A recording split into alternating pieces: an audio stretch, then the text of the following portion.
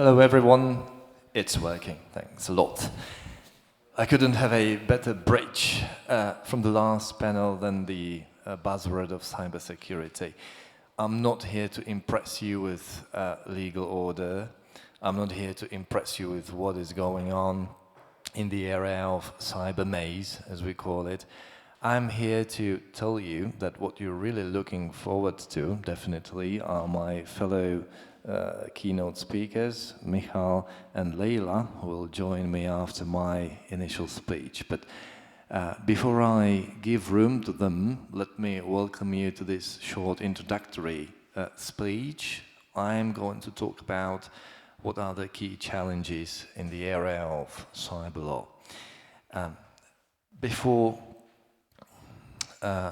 Before I start a little bit of deep dive, let me say a few words about myself. I'm a location head for technology at DLA Piper office. We are a global law firm operating in almost 100 locations all around the globe. And we are pretty much focused on technology, AI, cyber, and digitization.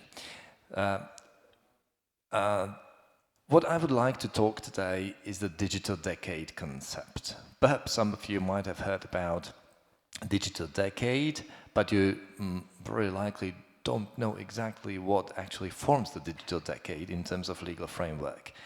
And I'm here to show you this very nice, colorful chart. I have like 7 minutes, and we could spend hours and hours discussing just this chart. But what's the most important thing in my view is that there is literally a lot of intersections between legal regulations having direct applicable effect and legal directives not having direct legal applicable effect. What you could say is all around data. The European Commission came up with this concept to persuade all of us that we need almost 10,000 of pages of legal documents to make us secure, to make us resilient. And as a matter of fact, we literally have so many regulations. This is not out of the blue. This is a very well-prepared strategy. And today, we will just focus on the green part, on the cybersecurity. As what you could say, we will be talking about Cybersecurity Act, Cyber Resilience Act, NIS2 directive, replacing NIS1, and the so-called DORA regulation. This is all what is a key element of cybersecurity on the European level. The decade word is not just by a coincidence, it's literally a decade, which means 10 years. If you have a look at where we started with GDPR back in 2018/2019, and we should be finishing with Cyber Resilience Act coming into force in 2027, which would ultimately be the last piece in this whole maze. And given the term maze, we will be talking about a number of concepts, but in the interest of time, I would perhaps draw your attention to the concept of transparency and notification and risk assessment. This is something what is really of vital importance, and it goes literally across each and every legislation piece which I was showcasing on the previous slide. So basically, when we as attorneys at law want to navigate our clients how to best crawl through all these legislation pieces, we tell them, please make your approach on a risk-based attitude or risk-based approach, which means identify your risks first and then answer your question how to best handle the risks, because that's the key, how to really go through it. As far as an overall look, I prepared this chart to give you a better overview of what is required in terms of transparency, risk assessment under all of these acts. This is a very helpful chart actually, because it helps also CEOs, CTOs, CIOs, and other C-suite executives in the companies navigate their approach towards compliance. So this is something of vital importance, specifically in respect of these new acts that are coming into force sooner or later.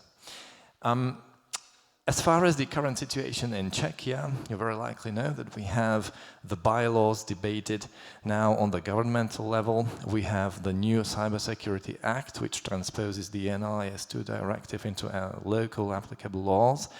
And we are one of the late 10 countries in EU that did not manage to transpose the NIS2 into applicable law by the deadline, which was set to 17th of October 2024.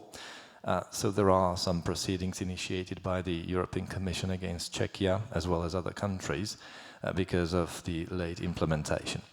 The situation in other European countries is somewhat similar, actually. Austria, Germany, Poland, they still have not transposed the legislation, unlike to Croatia, Belgium, and Hungary, who have already done so, specifically talking about the region. What I would like to perhaps again draw your attention is the risk-based approach. What you could say is the key concept in the various regulations that form the applicable landscape, specifically in the area of cybersecurity. And as you could see, it's definitely quite a bunch of papers. If you print out all the regulations, if you print out all the bylaws that are relevant to this act, the pile would be this thick. It's literally a lot of text. It's literally a lot of rules and a lot of measures that must be implemented. So, all in all, I would like to invite you to the panel discussion, which is going to take place in 20 minutes' time, where I will question my fellow panelists. And just as a small teaser, I managed to put together the best brains in the area of cybersecurity in Czechia, and you are really have a chance to look forward to the best capacity, brains that deal with cybersecurity on a daily basis. So see you soon. Thank you for your attention. If you have any questions, you can find me around, and I'm more than happy to answer any of your questions. Thank you very much.